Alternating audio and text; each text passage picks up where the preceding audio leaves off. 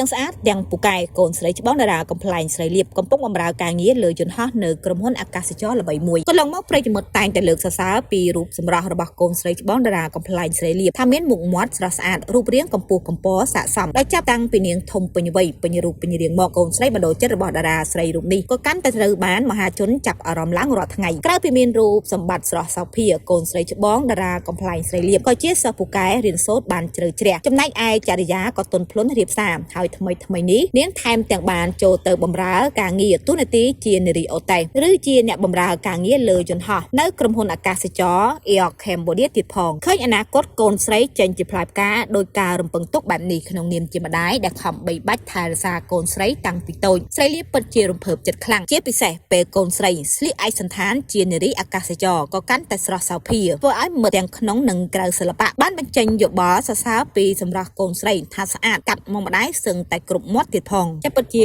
ស្អាតប្លែកមែនតើចាសម្រាប់កូនស្រីច្បងរបស់តារាកំ pl ែងស្រីលៀបចាឃើញថារូបនាងកំពុងតែបម្រើការងារនៅលើយន្តហោះដ៏ល្បីមួយចាតែឃើញថាកន្លងមកប្រិយមិត្តតែងតែលើកសរសើរអំពីរូបសម្ផស្សក៏ដូចជារូបសម្រស់របស់កូនស្រីច្បងរបស់តារាកំ pl ែងស្រីលៀបថាមានមុខមាត់នឹងស្រស់ស្អាតរូបរាងនិងកម្ពស់កំពណ៌នឹងគឺស័ក្តិសមអត់ទាស់ដោយចាប់តាំងពីនាងបានធំពេញវ័យចាប់ពេញរូបពេញរាងមកកូនស្រីបដូរចិត្តរបស់តារាស្រីរូបនេះក៏កាន់តែត្រូវបានមហាជនជាច្រើនបានចាប់អារម្មណ៍ឡើងរាល់ថ្ងៃផងដែរក្រៅពីមានរូបសម្បត្តិស្រស់សោភាហើយនោះចាកូនស្រីច្បងរបស់តារាកំ pl ែងស្រីលៀបរូបនេះក៏គឺជាសិស្សពូកែមួយរូបផងដែរដែលបានរៀនសូត្របានជ្រៅជ្រះចំណែកឯចរិយាសម្បត្តិវិញក៏ទន់ភ្លន់និងរៀបសារដូចគ្នាហើយថ្មីកន្លងទៅនេះនាងថែមទាំងបានចូលទៅបម្រើការងារជាទូនាទីជានារីអូតេសឬក៏ជាអ្នកបម្រើការងារនៅលើយន្តហោះផងដែរដោយស្រីលៀបតើចាឃើញពីអនាគតកូនស្រីដែលបានចេញជាផ្លែផ្កាដោយការរំពឹងទុកបែបនេះហើយនៅក្នុងនាមជាម្ដាយដែលខំបីបាច់ថែរក្សាកូនស្រីរបស់ខ្លួនតាំងពីតូចចាស្រីលៀបគឺពិតជាមានការរំភើបចិត្តជាខ្លាំងតែជាពិសេសនៅពេលដែលកូនស្រី